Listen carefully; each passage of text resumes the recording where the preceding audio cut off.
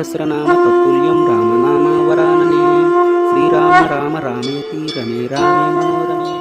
సహస్రనామ ఓం నమో భగవతే వాసుదేవాయ నమః. ఉపనిషత్ దర్శనం వచన పఠనం.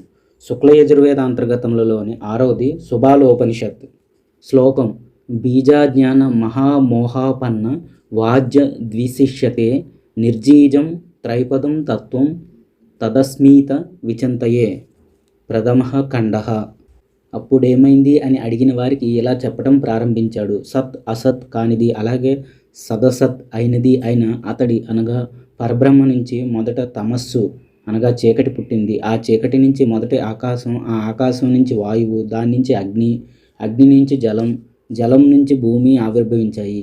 ఈ పంచభూతాలు కలిసి ఒక అండం అనగా గ్రుడ్డుగా రూపొందాయి. 1 సంవత్సర కాలం తర్వాత ఆ గుడ్డు 2 భాగాలుగా మారగా దానిలో క్రింది భాగం భూమి అయ్యింది. గ్రుడ్డులోని పై భాగం ఆకాశంగా మారింది. దీని మధ్యలో 1000 తలలు కలిగిన వాడు, 1000 కళ్ళు, పాదాలు, చేతులు కలిగిన దివ్య పురుషుడు ఆవిర్భవించాడు. ఆ మహాపురుషుడు ముందుగా మృత్యువుని సృష్టించాడు. ఆ మృత్యువు 3 అక్షరాలతో, 3 తలలతో, ఖండపరుశువుతో ఉన్నది. బ్రహ్మ అనే పేరు కలిగిన మహాపురుషుడు మృత్యువు అనే బ్రహ్మలో ప్రవేశించాడు. అప్పుడు ఆ మృత్యు బ్రహ్మ 7 మానసపుత్రుల్ని సృష్టించాడు. వారినే విరాట్టులు అంటారు. తర్వాత మరో 7 మానసపుత్రుల్ని సృష్టించగా వారంతా ప్రజాపతులయ్యారు. ఆ మహాపురుషుడి ముఖం నుంచి బ్రాహ్మణుడు, బాహువుల నుంచి క్షత్రియుడు, తొడల నుంచి వైశ్యుడు, పాదాల నుంచి శూద్రుడు, మనస్సు నుంచి చంద్రుడు, కళ్ళు నుంచి సూర్యుడు, చెవుల నుంచి వాయువు, ప్రాణం అయిన హృదయం నుంచి సకల ప్రపంచం ఆవిర్భవించాయి. ద్వితీయః ఖండః. ఆ మహాపురుషుడి ఆపానం నుంచి నిషాదులు, ఆయన ఎముకల నుంచి యక్ష రాక్షస గంధర్వులు, వెంట్రుకల నుంచి పర్వతాలు, నుదుటి నుంచి ఓషధులు, వనస్పతులు, ఆయన కోపం నుంచి రుద్రుడు జన్మించారు. అలాంటి ఆ మహాపురుషుడు వదిలిన నిట్టూర్పు నుంచి ఋగ్వేదం, యజుర్వేదం, సామవేదం, అథర్వణ వేదం, శిక్ష, వ్యాకరణం, ఛందస్సు, నిరూక్తం, జ్యోతిషం, కల్పం, న్యాయం, తర్కం, మీమాంసాది ధర్మశాస్త్రాలు, ఆఖ్యానాలు, ఉపాఖ్యానాలు, అన్ని భూతాలు ఆవిర్భవించాయి. ఎవరిలో విశ్వంలోని లోకాలన్నీ లయమైపోతున్నాయో అతడే హిరణ్యజ్యోతి స్వరూపుడైన ఆత్మ. ఆ ఆత్మ తనను తాను 2గా విభాగించుకున్నాడు. వాటిలో ఒక భాగం స్త్రీగా, మరో భాగం పురుషుడిగా మారింది. ఆ ఆత్మే దేవుడిగా మారి దేవతలను సృష్టించాడు. అలాగే ఋషిగా మారి ఋషుల్ని, ఇంకా యక్ష రాక్షస గంధర్వుల్ని, గ్రామాలలో అరణ్యాలను సంచరించే పశువుల్ని, జంతువుల్ని సృష్టించాడు. ఆవు, ఎద్దు, ఆడగుర్రం, మగగుర్రం, ఆడ, మగ, గాడిద, విశ్వంబరులను సృష్టించాడు. చివరికి ఆత్మ వైశ్వనారుడిగా అనగా అగ్నిగా మారి సృష్టిలో ఉన్న అన్ని భూతాల్ని దహించాడు. అంత్యకాలంలో భూమి నీళ్లు తేజస్సులో, తేజస్సు వాయువులో, వాయువు ఆకాశంలో, ఆకాశం ఇంద్రియాలలో, ఇంద్రియాలు తన్మాత్రల్లో, తన్మాత్రలు భూతాదుల్లో, భూతాదులు మహత్తులో, మహత్తు అవ్యక్తంలో, అవ్యక్తం అక్షరంలో, అక్షరం తమస్సు అనగా చీకటిలో, ఆ తమస్సు పరుడైన పరమాత్మలో లయమైపోతున్నాయి. ఆ తర్వాత ఉండేది సత్ అసత్, సదసత్. వీటిలో ఏదీ కాదు. దీనినే నిర్వాణానుశాసనం అంటారు. తృతీయః ఖండః. పూర్వం ఈ ప్రపంచం మొత్తం అసత్తుగా ఉండేది. పండితుడైన వాడు అనగా జ్ఞాని ఈ ఆత్మని అజాతం, పుట్టనిదిగా, అబోధంగా, అప్రతిష్ఠితం, అశబ్దం, అస్పర్శంగా, రూపం లేనిదిగా, రసం లేనిదిగా, గంధం అనగా వాసన లేనిదిగా, అవ్యయమైనదిగా, మహత్ బృహత్తుగా, జన్మ లేని దానిగా తెలుసుకొని ఎలాంటి విచారాన్ని పొందడు. ఈ ఆత్మ ప్రాణం లేనిది. ముఖం, చెవులు, మాటలు, మనస్సు, తేజస్సు, కళ్ళు, పేరు, గోత్రం, తల, పాదాలు, చేతులు లేనిది. అలాగే అది అస్నిగ్ధం, అలోహితం, అప్రమేయం, హ్రస్వదీర్ఘాలు కానిది. ఇంకా చెప్పాలంటే అది స్థూలం, సూక్ష్మం 2 కాదు. అనల్పమైనది, అపరమైనది, అనిర్దేశ్యం, అనాపావృతం, అప్రాకాశ్యం, అసంవృతం, అనంతరం, అబాహ్యమైనది. ఆత్మ దేనిని తినదు, దాన్ని ఎవరూ తినలేరు. దీన్ని సత్యం చేత, దానం, తమస్సు, బ్రహ్మచర్యం చేత, అలాగే నాశనం లేని నిర్వేదం చేత, షడంగం చేత సాధించాలి అనగా తెలుసుకోవాలి. దమము, దానము, దయ అనే 3 గుణాలు కలిగి ఉండాలి. ఎవరైతే ఈ తెలిసిన గుణాలని కలిగి ఉంటాడో అలాంటి వాడి ప్రాణాలు పైకి పోవు, ఇక్కడే పరబ్రహ్మలోనే లీనమైపోతాడు. అతడు సాక్షాత్తు ఆ బ్రహ్మగా మారి బ్రహ్మను పొందుతాడు. చతుర్దశ ఖండ. మానవుడి హృదయం మధ్యలో ఎర్రగా ఒక మాంసం ముద్ద ఉంటుంది. అది ఏ హృదయంలో తామర మొగ్గల కలువల అనేక రకాలుగా వికసించి ఉందో ఆ హృదయానికి 10 చిల్లులు ఉన్నాయి. వేటిలోనైతే ప్రాణాలున్నాయో ఆత్మపురుషుడు ఎప్పుడు శరీరంలోని ప్రాణంతో కలుస్తాడో అప్పుడు అతడు ఎన్నో నదుల్ని నగరాల్ని చూస్తాడు. ఎప్పుడు వ్యానంతో కలుస్తాడో అప్పుడు దేవతల్ని ఋషుల్ని చూస్తాడు. ఆపానంతో కలిసినప్పుడు యక్ష రాక్షస గంధర్వుల్ని, ఉదానంతో కలిసినప్పుడు ఐశ్వర్యాన్ని దేవలోకాన్ని చూస్తాడు. అలాగే వైరంపుడితో కలిసినప్పుడు దృష్టాన్ని అదృష్టాన్ని, శ్రోతాన్ని అశ్రుతాన్ని, భుక్తాన్ని అభుక్తాన్ని, సత్తుని అసత్తుని, ఇలా సర్వాన్ని చూస్తాడు. శరీరంలో ప్రధానంగా 10 నాడులు ఉన్నాయి. వీటిలో ఒక్కో నాడిలో 72,000 చిన్న చిన్న నాడులు ఉంటాయి. ప్రాణంలో ఆత్మ నిద్రించినప్పుడు అది శబ్దాలు చేస్తుంది. అది శరీరంలో రెండో కోశంలో నిద్రపోయినప్పుడు ఈ లోకాన్ని పరలోకాన్ని చూస్తుంది. అది అన్ని రకాల శబ్దాలని అది గ్రహిస్తుంది. దాన్నే సంప్రసాదం అంటారు. ప్రాణం శరీరాన్ని రక్షిస్తుంది. శరీరంలో ఉండే పచ్చని, ఎర్రని, నల్లని, తెల్లని నాడులన్నీ రక్తంతో నిండి ఉంటాయి. లోపల ఉండే హృదయం తామర మొగ్గలాగా కలువులాగా వికసించి ఉంటుంది. ఇక శరీరంలో ఉండే అహిత అనే నాడులు ఒక వెంట్రుకని 1000 భాగాలుగా చీలిస్తే ఎంత సన్నగా ఉంటుందో అంత సన్నగా ఉంటాయి. మానవుడి హృదయం అనే ఆకాశంలో స్వర్గం కన్నా పరమైన ఒక కోశంలో ఆత్మ అనేది నిద్రిస్తుంది. ఎక్కడైతే నిద్రించిన వాడు ఏ కోరిక కోరడో, ఎలాంటి స్వప్నాన్ని చూడడో అక్కడ దేవతలు ఉండరు, దేవలోకాలు ఉండవు, తల్లి తండ్రి బంధువులు దొంగలు ఉండరు, అలాగే బ్రహ్మ కూడా ఉండడు. అక్కడ ఉండే తేజస్సు శరీరం లేనిది, మృత్యుమయమైనది. ఇక్కడ అమృతం అంటే సలిలం అనగా నీరు అని అర్థం. సలిలం అన్నా వనం అన్నా ఒక్కటే.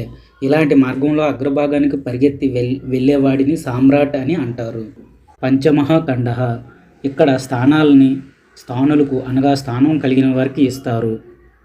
నాడి అనేది వీటికి నిబంధనగా ఉంటుంది. ఇంద్రియాలలో ఒకటి చక్షురింద్రియం అనగా కన్ను. ఇది ఆధ్యాత్మికంగా, దృష్టవ్యంగా అనగా చూడదగినదిగా, ఆదిభూతంగా ఉంటుంది. ఆదిత్యుడు అనగా సూర్యుడు దీనికి అధిదేవతం. వీటికి నాడి నిబంధనంగా ఉంటుంది. ఈ చక్షురింద్రియాలలో ద్రష్టవ్యంలో, ఆదిత్యుడిలో, నాడిలో, ప్రాణంలో, విజ్ఞానంలో, ఆనందంలో, హృదయాకాశంలో, ఈ సర్వంలో అంతరంగంలో ఎవరైతే సంచరిస్తూ ఉంటాడో అతడే ఆత్మ. అలాంటి ఆత్మ స్వరూపుడిని అజురుడు అనగా వార్ధక్యం లేనివాడిగా, మృత్యువు లేనివాడిగా, భయం శోకం లేనివాడిగా, అనంతుడిగా భావించి ఉపాసించాలి. ఇక రెండో ఇంద్రియం ముక్కు. ఇది కూడా ఆధ్యాత్మికంగా, గ్రహతవ్యం అనగా వాసన చూడదగినదిగా, ఆదిభూతంగా ఉంటుంది. దీనికి పృథివీ అనగా భూమి అది దైవతం. నాడి ఆ రెండింటికి నిబంధనంగా ఉంటుంది.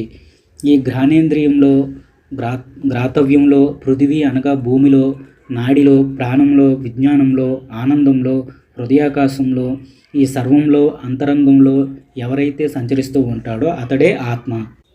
ఈ ఆత్మని వార్ధక్యం, మృత్యువు, భయం, శోకం అంతం లేనిదిగా గ్రహించి ఉపాసించాలి. మూడో ఇంద్రియం జిహ్వ అనగా నాలుక. ఇది కూడా ఆధ్యాత్మికంగా, రసయితవ్యంగా అనగా రుచి చూసేదిగా, ఆదిభూతంగా ఉంటుంది. వరుణుడు ఈ జిహ్వకి అధిదైవతం. జిహ్వకి వరుణుడికి నాడీ నిబంధనంగా ఉంటుంది. ఈ జిహ్వలో, రసయితవ్యంలో, వరుణుడిలో, నాడిలో, ప్రాణంలో, విజ్ఞానంలో, ఆనందంలో, హృదయాకాశంలో, అంతరంలో ఎవడైతే సంచరిస్తూ ఉంటాడో అతడే ఆత్మ. ఈ ఆత్మని వార్ధక్యం లేని వాడు, మృత్యువు, భయం, శోకం అంతం లేనివాడిగా భావించి ఉపాసించాలి. తరువాత త్వక్ అనగా చర్మం అనేది ఆధ్యాత్మికంగా, స్పర్శయతవ్యంగా అనగా తాకగలిగేదిగా, ఆదిభూతంగా ఉంటుంది. వాయువు దీనికి దైవతం. వాయువుకి స్పర్శకి నాడి నిబంధనంగా ఉంటుంది. ఈ త్వక్ అనగా చర్మంలో, స్పర్శయితవ్యంలో, వాయువులో, నాడి, ప్రాణం, విజ్ఞానం, ఆనందం, హృదయాకాశంలో, ఈ సర్వంలో అంతరంలో ఎవరు సంచరిస్తూ ఉంటారో అతడే ఆత్మ. ఆ ఆత్మపురుషుడు వార్ధక్యం, మృత్యువు, భయం, శోకం లేని అనంతుడు. అటువంటి ఆత్మని ఉపాసించాలి. మనస్సు అనేది మరో ఇంద్రియం. ఇది ఆధ్యాత్మికంగా మంతవ్యం అనగా మననం చేయగలిగిందిగా, ఆదిభూతంగా ఉంటుంది. చంద్రుడు ఈ మనసుకు ఆదిదైవతం. నాడీ చంద్రుడికి మనసు నిబంధనంగా ఉంటుంది. ఈ మనస్సులో, చంద్రుడిలో, నాడిలో ప్రాణం, విజ్ఞానం, ఆనందం, హృదయాకాశంలో, ఈ సర్వంలో, అంతరంగంలో ఎవరు సంచరిస్తూ ఉంటారో అతడే ఆత్మ. ఆ ఆత్మపురుషుడిని వార్ధక్యం, మరణం, భయం, శోకం లేని అనంతుడిగా భావించి ఉపాసించాలి. మరొకటి బుద్ధి. ఆధ్యాత్మికంగా బోధయతవ్యం అంటే తెలియదగినదిగా, అధిభూతంగా ఉంటుంది. ఈ బుద్ధికి బ్రహ్మ అధిదైవతం. నాడీ, బ్రహ్మ, బుద్ధి రెండింటికి నిబంధనంగా ఉంటుంది. ఆ బుద్ధిలో, బోధవ్యంలో, బ్రహ్మలో, నాడిలో, ప్రాణంలో, విజ్ఞాన, ఆనంద హృదయాకాశాలలో, ఈ సర్వంలో, అంతరంలో ఎవడు సంచరిస్తూ ఉంటాడో అతడే ఆత్మ. ఆ ఆత్మపురుషుడిని మీరు మృత్యువు లేనివాడిగా, అలాగే భయశోకాలు లేని అనంతుడిగా భావించి ఉపాసించాలి. చిత్తం అనేది ఆధ్యాత్మం. చేతయతవ్యం అనగా చిత్తంతో తెలుసుకోదగినది. అధిభూతం.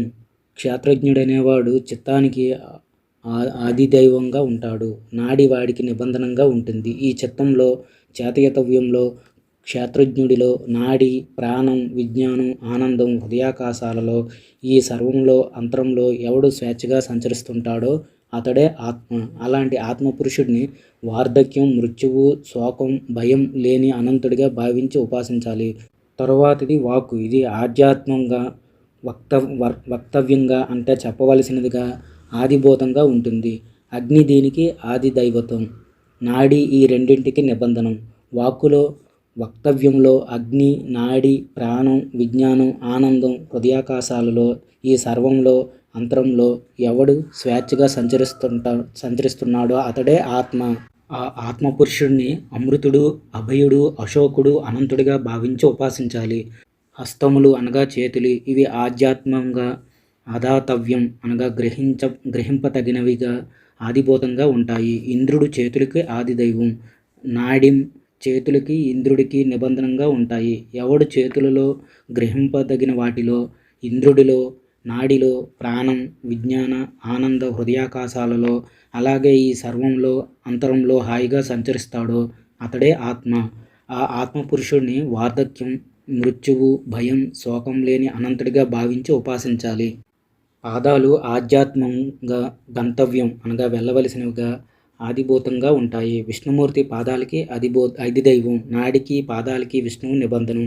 ఎవడైతే పాదాలలో, గంతవ్యంలో, విష్ణువులో, నాడిలో, ప్రాణ, విజ్ఞాన, ఆనంద హృదయాకాశాలలో, అలాగే ఈ సర్వంలో, అంతరంలో సంచరిస్తూ ఉంటాడో అతడే ఆత్మ. ఆ ఆత్మని వార్ధక్యం, మృత్యువు, భయం, శోకం లేని అనంతుడిగా భావించి ఉపాసించాలి. తరువాతది పాయువు అనగా మల విసర్జన స్థానం. ఇది కూడా ఆధ్యాత్మంగా, విసర్జితవ్యంగా అనగా విడిచిపెట్టే స్థానంగా, ఆదిభూతంగా ఉంటుంది. మృత్యువు దీనికి ఆదిదైవతం. నాడి ఈ రెండింటికి నిబంధనం.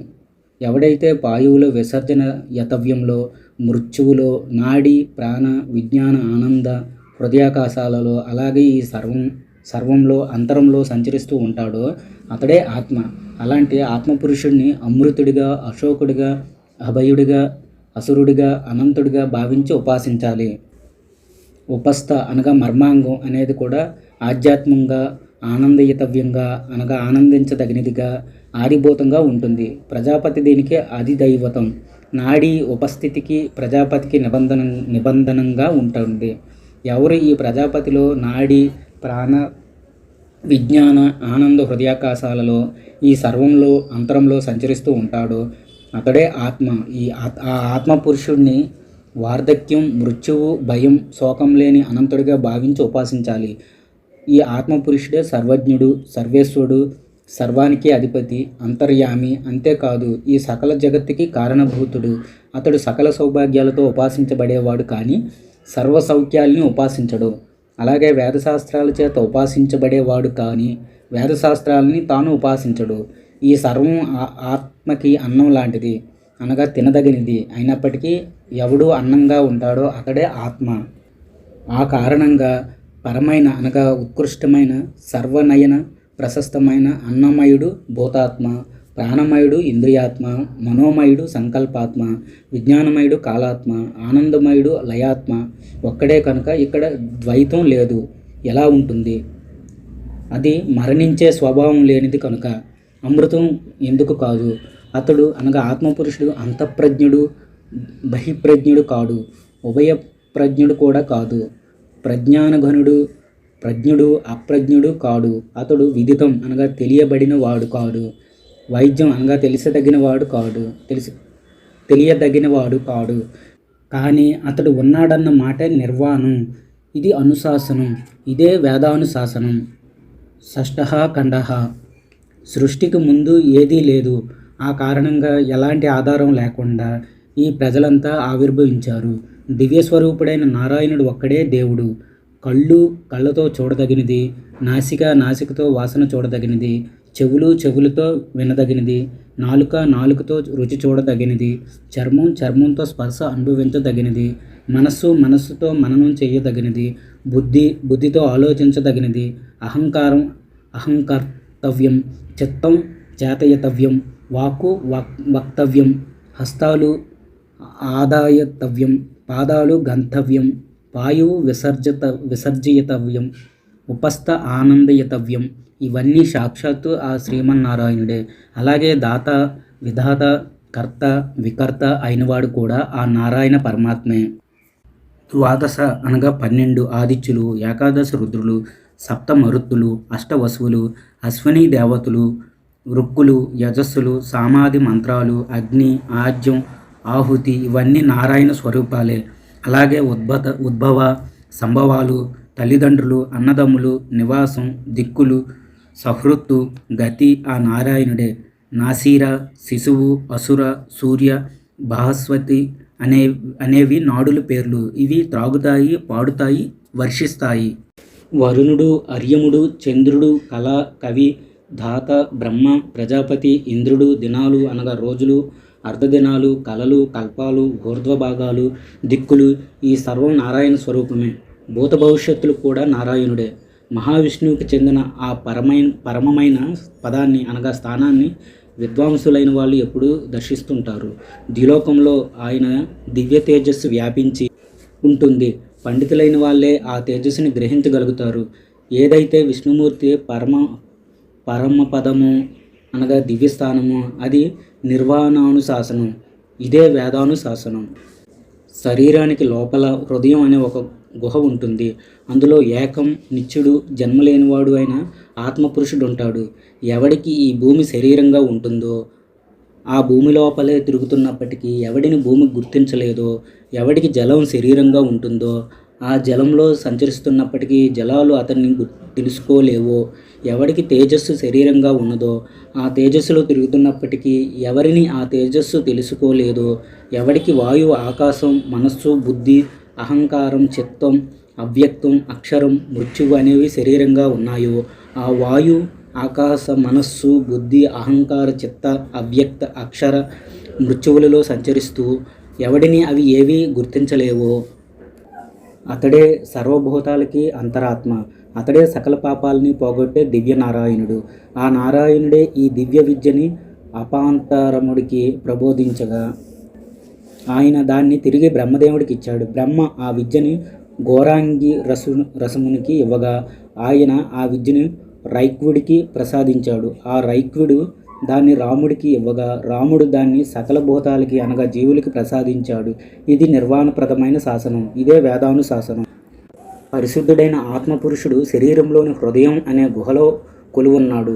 ఆ గుహ అందరి శరీరంలోని మేధస్సు అనగా కొవ్వు, మాంసం అతడితో కూడుకుని ఎంతో రక్షితమైన శరీర మధ్య భాగంలో ఉంటుంది. ఇది ఒక బొమ్మ గోడ, గంధర్వ నగరం లాంటిది. అనగా ఈ క్షణంలో ఉండి మరో క్షణంలో కనిపించకుండా పోయేది. అరటి స్తంభంలాగా నిస్సారమైంది. అలాంటి దానిలో ఆత్మ నివసిస్తుంది. శరీరంలోని గుహలో ఉన్న ఆ ఆత్మ అచింత్య రూపం, దివ్యం, శుద్ధం, తేజస్సులతో కూడుకున్నది. అది సకల జగత్స్వరూపమైనది, సర్వేశ్వరుడైన అమరమైనది, దివ్యంగా ప్రకాశించేది. అలాంటి ఆ ఆత్మని విద్వాంసులైన యోగులు మాత్రమే చూడగలుగుతారు. నవమః ఖండః. రైక్వుడు ఇలా ప్రశ్నించాడు: ఓ భగవాన్, ఈ సర్వం దేనిలో అస్తమిస్తుంది అని. అతడు అనగా భగవంతుడు ఇలా చెప్పడం ప్రారంభించాడు. ఆత్మచక్షుషుని పొందుతుంది, ఆ చక్షుషే చివరికి అస్తమిస్తుంది. ద్రష్టవ్యం పొందుతుంది, అది కూడా అస్తమిస్తుంది. ఎవడైతే సూర్యుడిని కూడా అస్తమింపజేస్తాడో అతడే సూర్యుడిని పొందుతాడు. అలాగే విరాజుని పొందుతాడు, ఈ విరాజుని కూడా అస్తమింపజేస్తాడు. అతడు ఎవరో కాదు, ఆత్మపురుషుడు. అతడు అమృతాన్ని, అభయాన్ని, అశోకాన్ని, అనంతాన్ని, నిర్జనాన్ని పొందుతాడు. ఆ ఆత్మపురుషుడు ఇంకా చెప్పాలంటే శ్రోతాన్ని, శ్రోతవ్యాన్ని, దిక్కుని, సుదర్శనాన్ని, ఆపానాన్ని, విజ్ఞానాన్ని, ఆనందాన్ని, తురియాన్ని పొంది చివరికి వాటన్నింటికి అస్తమింపజేస్తాడు.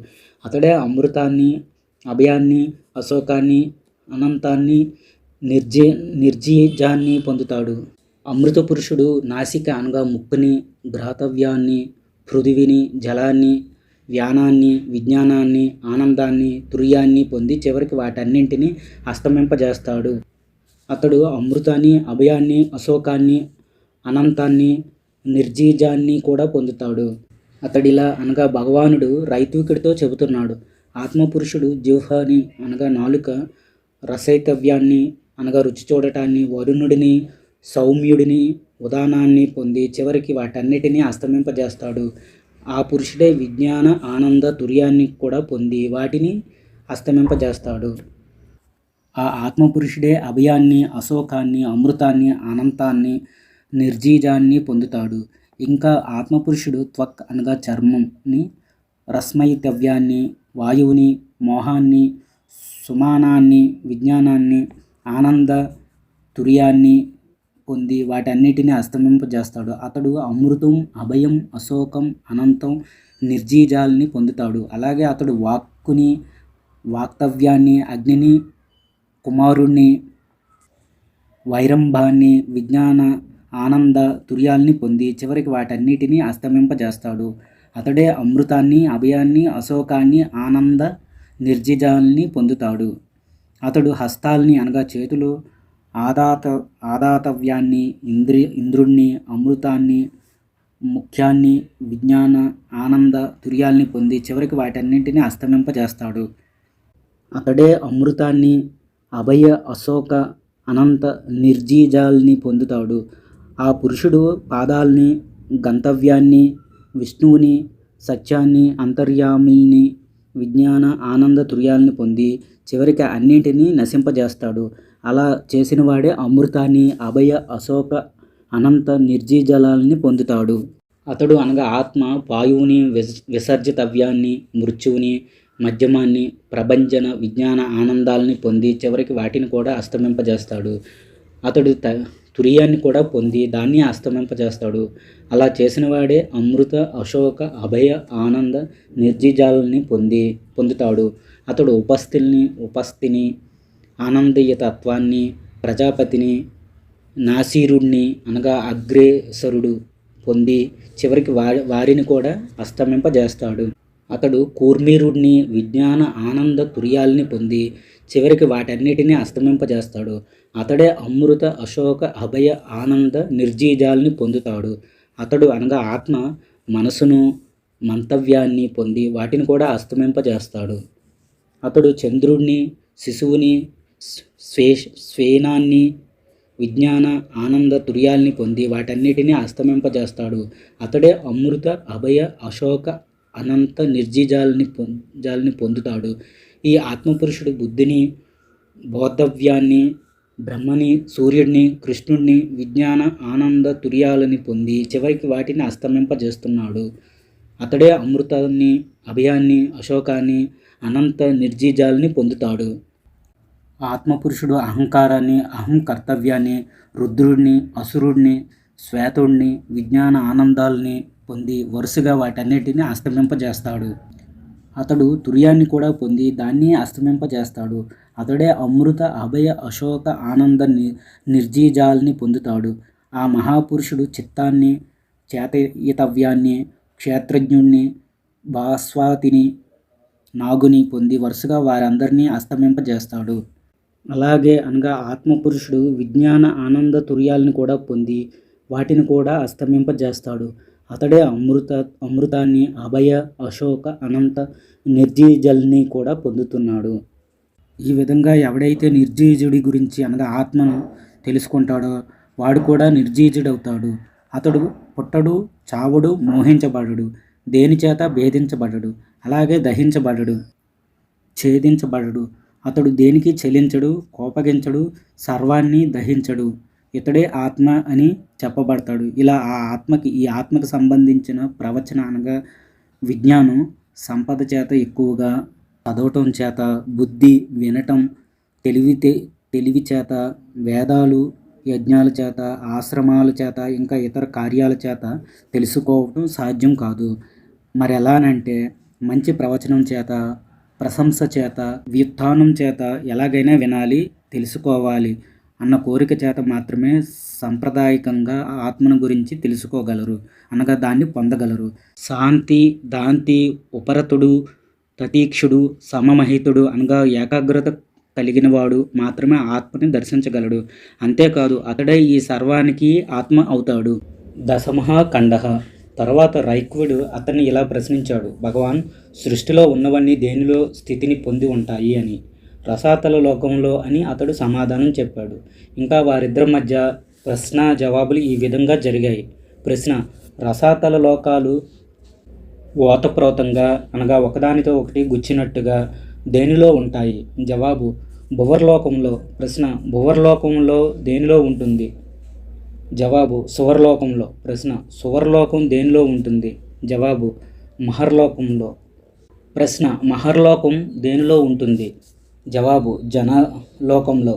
ప్రశ్న: జనలోకం దేనిలో ఉంటుంది? జవాబు: తపోలోకంలో. ప్రశ్న: తపోలోకం దేనిలో ఉంటుంది? జవాబు: సత్యలోకంలో. ప్రశ్న: సత్యలోకం దేనిలో ఉంటుంది? జవాబు: ప్రజాపతి లోకంలో. ప్రశ్న: ప్రజాపతి లోకం దేనిలో ఉంటుంది? జవాబు: బ్రహ్మలోకంలో. ప్రశ్న: బ్రహ్మలోకం దేనిలో ఉంటుంది? జవాబు: సర్వలోకంలో. ప్రశ్న: సర్వలోకం దేనిలో? జవాబు: ఈ సర్వలోకాలు అనేవి బ్రహ్మస్వరూపమైన ఆత్మలో సూత్రం అనగా దారంలో మనుగులు గుచ్చినట్లుగా ఉంటాయి. ఈ విధంగా సకల లోకాలన్నీ ఆత్మలో ప్రతిష్ఠితమైనవిగా ఎవరు తెలుసుకుంటారో వారు సాక్షాత్తు ఆ ఆత్మే అవుతారు. ఇది నిర్వాణానుశాసనం. ఇదే వేద శాసనం. ఏకాదశః ఖండః. తర్వాత రైక్వుడు అతన్ని ఇలా ప్రశ్నించాడు: ఓ భగవాన్, విజ్ఞానగణుడైన ఈ ఆత్మపురుషుడు ఉత్క్రమించేటప్పుడు దేని చేత, ఏ స్థానాన్ని వదిలి బయటికి వెళతాడు? అతడిలా సమాధానం చెబుతున్నాడు: మానవ శరీరంలోని హృదయం మధ్యలో ఎర్రగా ఒక మాంసపిండం ఉంటుంది. తామర మొగ్గలాగా, కలువలాగా వికసించిన ఆ హృదయం మధ్యలో ఒక సముద్రం ఉంటుంది. ఆ సముద్రం మధ్యలో ఒక కోశం ఉంటుంది. ఈ కోశంలో 4 నాడులుంటాయి. అవి 1 రమ, 2 అరమ, 3 ఇచ్చ, 4 పునర్భవ అని. వీటిలో రమ అనే నాడి జీవి చేసిన పుణ్యఫలం వల్ల అతడికి పుణ్యలోకాలని ప్రాప్తింపజేస్తుంది. అరమ అతడు చేసిన పాపకర్మల వల్ల అతడికి పాపలోకాలని పొందింపజేస్తుంది. ఇక ఇచ్చ అనే నాడి దేన్ని జీవుడు స్మరిస్తుందో ఆ జీవుడికి అది లభిస్తుంది. పునర్భవం అనే 4వ నాడి కోశాన్ని భేదింపజేస్తుంది.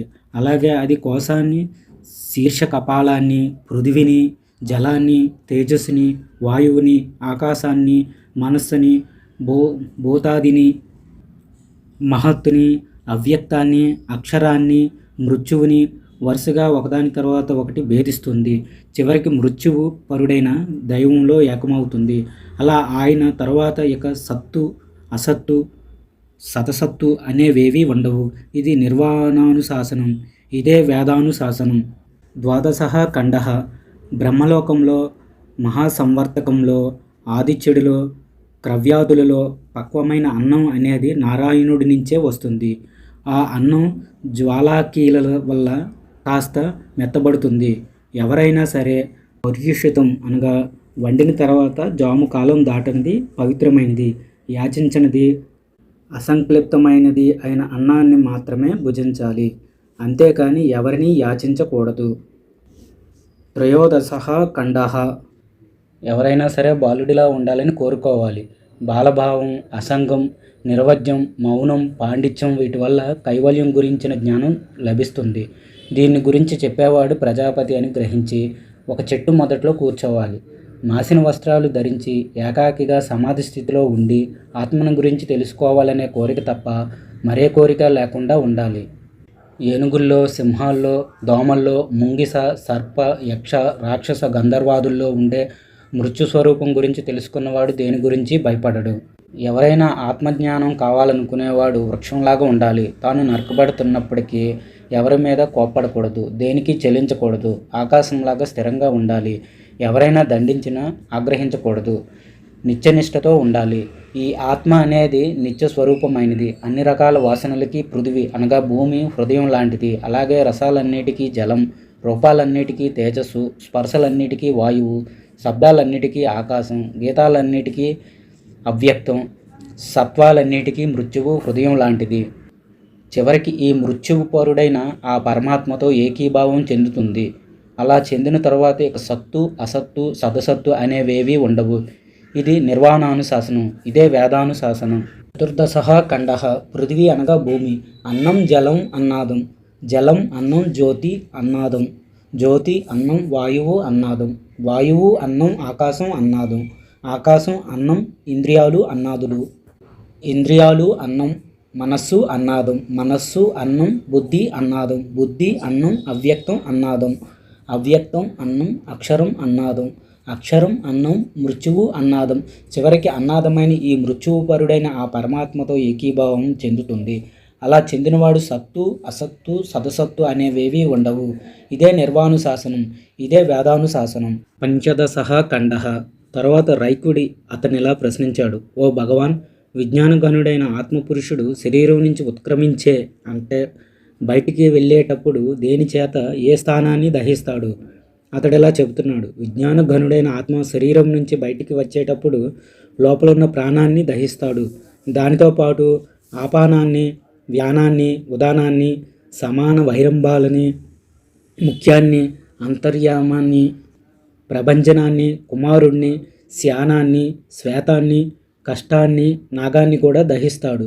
వీటితో పాటు పంచభూతాలైన పృథివీ, జలం, తేజస్సు, వాయు, ఆకాశాలని, జగత్తు, స్వప్న, సుషప్తుల్ని, తుర్యాన్ని, మహత్తుని, ఈ లోకాన్ని, పరలోకాన్ని, లోలోకాల్ని, ధర్మశాస్త్రాల్ని, అభాస్వరాన్ని, అమర్యాదాన్ని, నిరాలోకాన్ని, మహత్తు, అవ్యక్త, అక్షర, మృత్యువుల్ని వరుసగా దహిస్తాడు. చివరగా దహించబడ్డ మృత్యువు పరమాత్మతో ఐక్యం చెందుతుంది. ఇలా జరిగిన తర్వాత సత్తు, అసత్తు, సదసత్తు అనేవేవీ ఉండవు. షోడశ ఖండ. ఈ సుబాల బీజ బ్రహ్మోపనిషత్తుని ప్రశాంత చిత్తం లేనివాడికి బోధించకూడదు.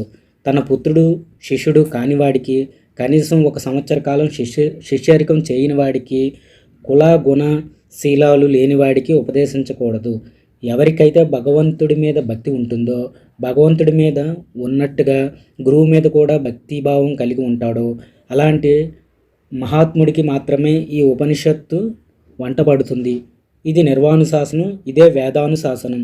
శుభాలోపనిషత్తు సమాప్తం. స్వస్తి. జై శ్రీరామ్.